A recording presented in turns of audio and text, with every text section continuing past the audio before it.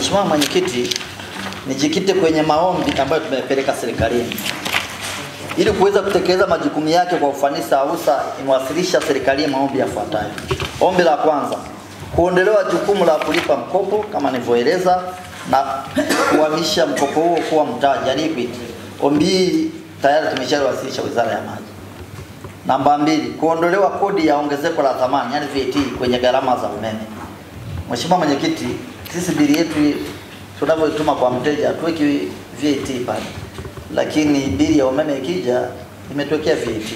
Kwa najiuliza sasa hii naenda kulipa nimeikollect wapi? Lakini lenyewe tumeshawasilisha uweze kufanywa kazi.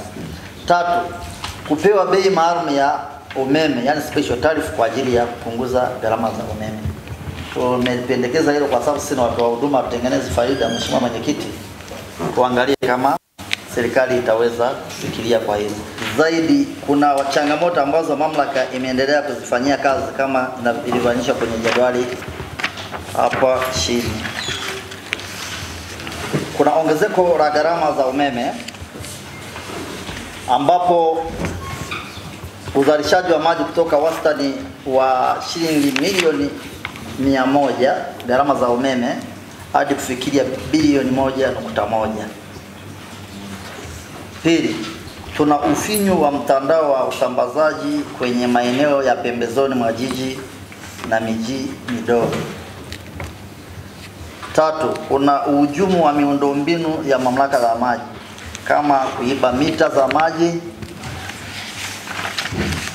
na baadhi ya vyuma kwa wale ambao wanauza vyuma chakavu. Na 4, kuna kuchelewa kwa fedha za utekelezaji wa mradi kama nilivyotaja kutoka serikali kuu. Kuna uwepo wa makazi yasiyopangwa yanayosababisha ugumu katika ulazaji au kupanua mtandao wa maji safi na maji taka. Pete Ngaronga Hasunga, mbunge wa Vwawa, makamu mwenyekiti wa kamati ya kudumu ya bunge ya hesabu za serikali na kiongozi wa msafara wa kamati yetu. Nitumie nafasi hii kwanza kumpongeza sana Mheshimiwa Rais Daktari Samia Suluhu Hassan kwa uamuzi wake wa kuleta fedha nyingi katika mamlaka ya AUSA, ambapo tumeona kwamba zaidi ya bilioni 540 na kitu 544 zimekuja kwa ajili ya kutekeleza mradi mkubwa wa usambazaji maji na maji taka hapa katika manispaa katika jiji la Arusha. Kwa kweli tunampongeza sana rais kwa miradi hiyo, na amefanya kazi nzuri sana na anaendelea kutekeleza miradi mingine mingi, na sisi tumejionea wenyewe Arusha ina miradi mingi sana, lakini huu ni mradi wa kipekee ambao kwa kweli ameufanya katika kutatua changamoto za maji hapa.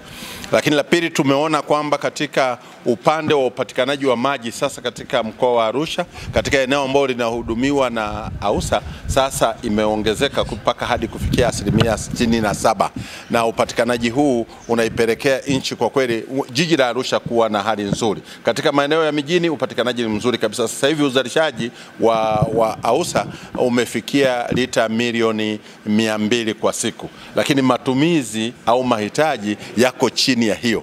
Kwa hiyo kuna ziada ya maji ambapo wananchi wengi wanatakiwa sasa wahamasishwe, wale ambao hawana maji waweze basi kuunganishiwa maji, na hilo ndio tumeliona.